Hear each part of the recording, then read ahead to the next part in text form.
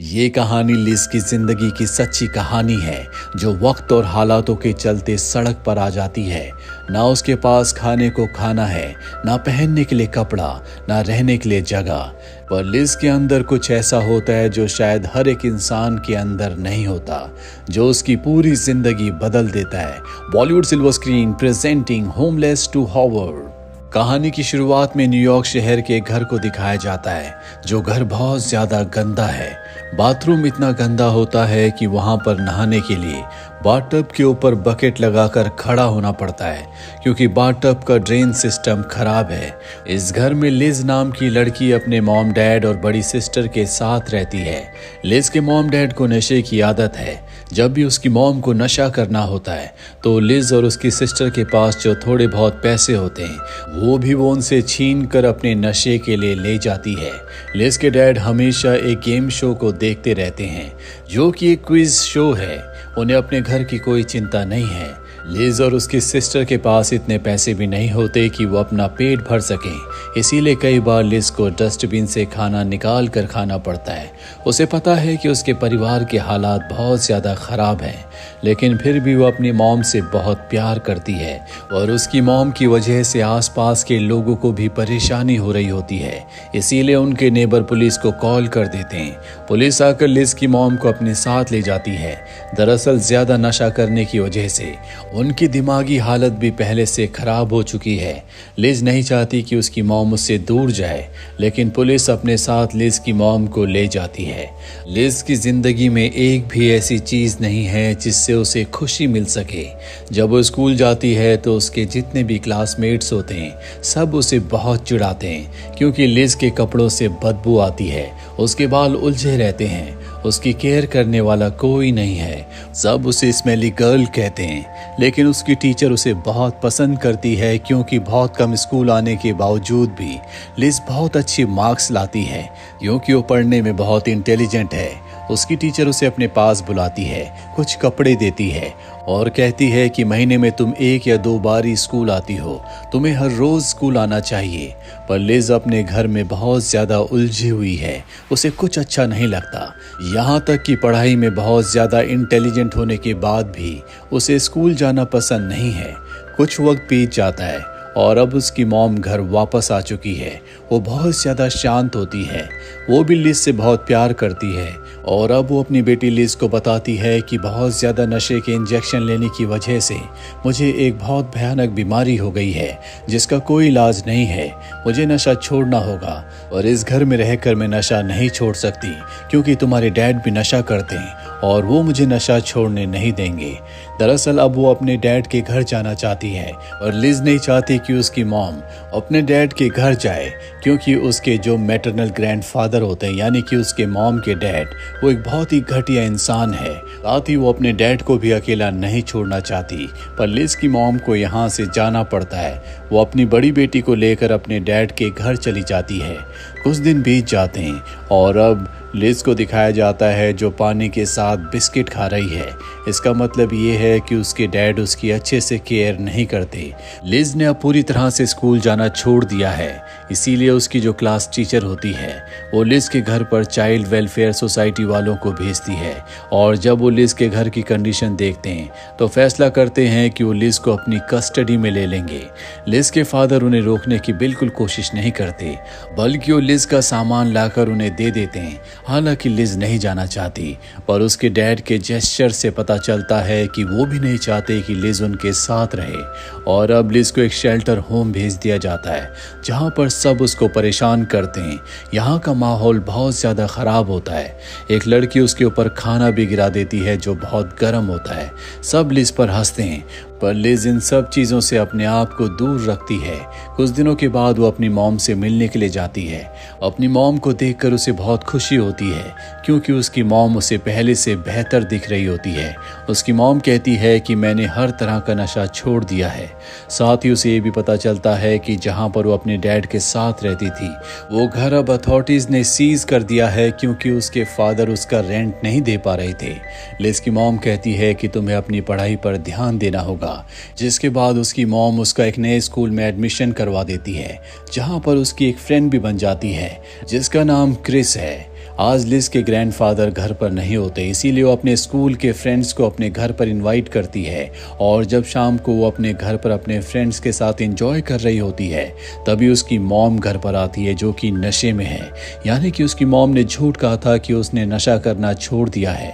Liz के सभी दोस्त उसका मजाक उड़ाते हैं, लेकिन क्रिस सबको अच्छे से बिहेव करने के लिए कहती है, जिसके बाद सब के सब वहाँ से चले जाते हैं।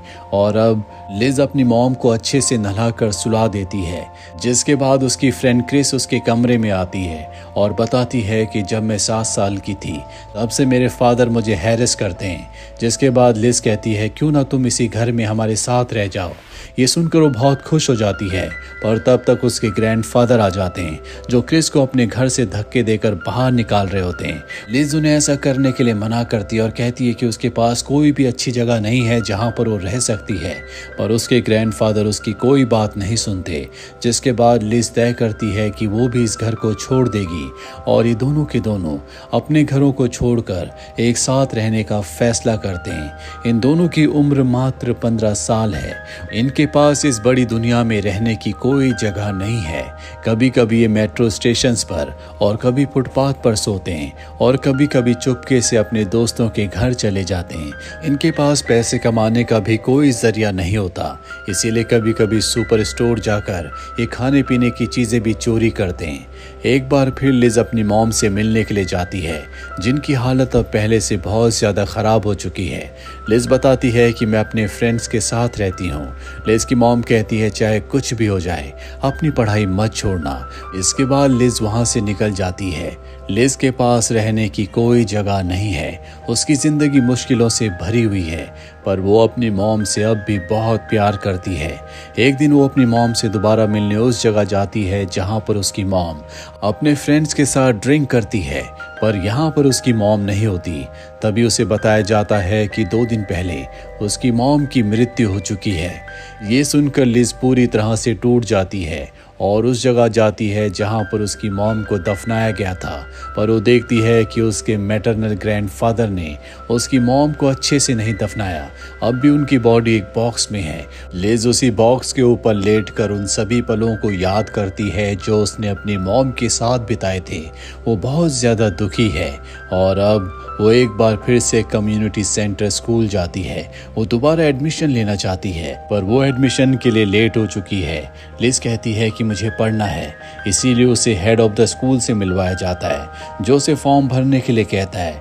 लिज फॉर्म भरने के साथ एक ऐसे भी लिखती है जो कि उसने बहुत अच्छे से लिखा होता है। ये ऐसे ड्रीम्स के बारे में होता है। और अब हेड ऑफ द स्कूल जब उसे पढ़ता है तो कहता है कि मैं तुम्हें एडमिशन देने के लिए तैयार हूँ, पर तुम्हें अपने गार्डियन को लाना होगा। इसके बाद लिज अपने फादर के पास जाती है, जो कि एक शेल्टर होम में रहता है। लिज उसे बताती है कि मैं दोबारा पढ़ना चाहती हूँ, तुम्हें मेरे साथ स्कूल चलना होगा। हालांकि वो चलना तो नहीं चाहता, पर लिज उसे कन्विंस कर लेती है। जिसके बाद वो स्कूल आता है, जहाँ पर वो हेड ऑफ द स्कूल से बहुत अजीब से ऑकवर्डली बात कर रहा होता है, पर वो लिज के एडमिशन के सभी प्रोसेस को पूरा कर देता है।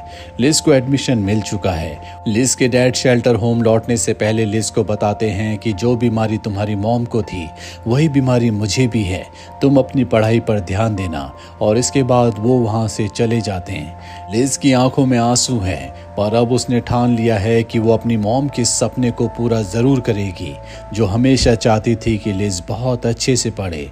और अब लिज बहुत मेहनत करती है। उसके टेस्ट में A- मार्क आते हैं। हेड ऑफ द स्कूल कहते हैं कि मैं चाहता हूं कि तुम्हें A मिले। दरअसल वो भी चाहते हैं कि लिज बहुत पढ़े, बहुत आगे बढ़े। जिसके बाद लिज एक दिन में 10 क्लासेस लेना शुरू कर देती है। दरअसल वो अपनी हाई स्कूल की पढ़ाई को 21 साल का होने से पहले पूरा करना चाहती है। दरअसल ऐसा करने के लिए उसे 4 सालों की ज़रूरत है, पर वो 2 सालों में से कंप्लीट करना चाहती है। इसीलिए रात रात भर वो अपने स्कूल में ही पढ़ती रहती है, साथ ही वो पार्ट टाइम जॉब भी करती है। एक दिन उसकी मुलाकात अपनी पुरानी फ्रेंड क्रिस से होती है, जिससे मिलकर वो बहुत खुश है। वो क्रिस से कहती है कि तुम भी मेरे साथ स्कूल में एडमिशन ले लो, पर क्रिस उसकी बात को इग्नोर करती है।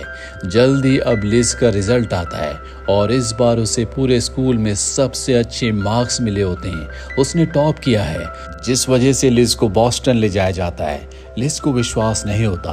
और अब head of the school Liz को और बहुत सारे स्टूडेंट्स को हार्वर्ड यूनिवर्सिटी ले जाते हैं। इस यूनिवर्सिटी को यहाँ के स्टूडेंट्स को देखकर हैरान होती है। उसने कभी इतनी बड़ी यूनिवर्सिटी के बारे में सोचा भी नहीं था और अब उसकी आंखों में एक सपना है। जिस सपने को हेड ऑफ द स्कूल देख लेते हैं, वो कहते हैं कि तुम भी इस यूनिवर्सिटी में एडमिशन ले सकती हो, पर इसके लिए तुम्हें बहुत मेहनत करनी पड़ेगी। और अब लिज वापस लौटने के बाद पहले से भी ज़्यादा मेहनत करना शुरू कर देती है ताकि उसे स्कॉलरशिप मिल सके। यहाँ पर एक टीचर होती है जो लिज को एक ऐसे कंपटीशन के बारे में बताती है जो न्यूयॉर्क टाइम्स ऑर्गेनाइज कर रहा होता है, और जो भी इसे जीतेगा उसे हार्वर्ड यूनिवर्सिटी में एडमिशन मिल जाएगा, क्योंकि हार्वर्ड यूनिवर्सिटी का जितना भी खर्चा होगा वो न्यूयॉर्क टाइम्स भरेगा। और अब लिज भी अपनी पढ़ाई पर ध्यान देती है। वो अपने 4 साल की पढ़ाई को 2 साल में ख़त्म कर देती है, और जब वो 18 साल की होती है तो वो उस ऐसे कंपटीशन में अपने ऐसे को भेजती है। उस ऐसे में उसने अपने जीवन के बारे में लिखा होता है कि किस तरह से उसने अपने माँ बाप, अपनी सिस्टर के साथ बुरे वक्त देखे और किस तरह से वो उन हालातों से बाहर निकली। लिज के ऐसे को सेलेक्ट कर लिया जाता है, जिसके बाद उसे इंटरव्यू के लिए जाना होगा, लेकिन उसके पास इंटरव्यू के कपड़े नहीं होते। इसीलिए वो अपनी बड़ी सिस्टर के पास जाती है ताकि वो उसके कपड़े पहनकर इंटरव्यू के लिए जा सके। उसकी बड़ी सिस्टर जीवन से हताश हो चुकी है। उसे बहुत कम नजर आता है, क्योंकि ये प्रॉब्लम लिज की मॉम को भी थी। और अब वो अपनी बड़ी सिस्टर के कपड़े पहनकर इंटरव्यू के लिए जाती है, जहाँ पर वो सबको अपने जीवन के बारे में बताती है। साथ ही लिज बहुत ज़्यादा इंटेलिजेंट है। उसने 4 सालों की पढ़ाई 2 साल में पूरी की है। अपने स्कूल में उसने टॉप किया है। उसके पूरे जीवन को समझने के बाद एडिटर लिज को अकेले में ले जाकर कहता है कि तुमने इस कॉम्पिटिशन को जीत लिया है। जो सुनकर लिज बहुत खुश होती है। वो एडिटर को गले से लगा लेती है, और अगले दिन प्रेस कॉन्फ्रेंस में सबके सामने अनाउंस किया जाता है कि लिज वो 6th लड़की है जिसने इस कंपटीशन को जीता है, जिसका मतलब ये है कि अब वो हार्वर्ड यूनिवर्सिटी में पढ़ सकती है। लिज से पूछा जाता है कि उसने ये कैसे किया। लिज बताती है कि मेरे जीवन में हार्डवर्क करने के अलावा मेरे पास कोई दूसरा रास्ता नहीं था। मैंने वही किया, और उस हार्डवर्क के जरिए मैं अपने जीवन को, अपनी लाइफ को एक बार फिर से ट्रैक पर ले आई। लिज के लिए हर कोई तालियां बजाता है।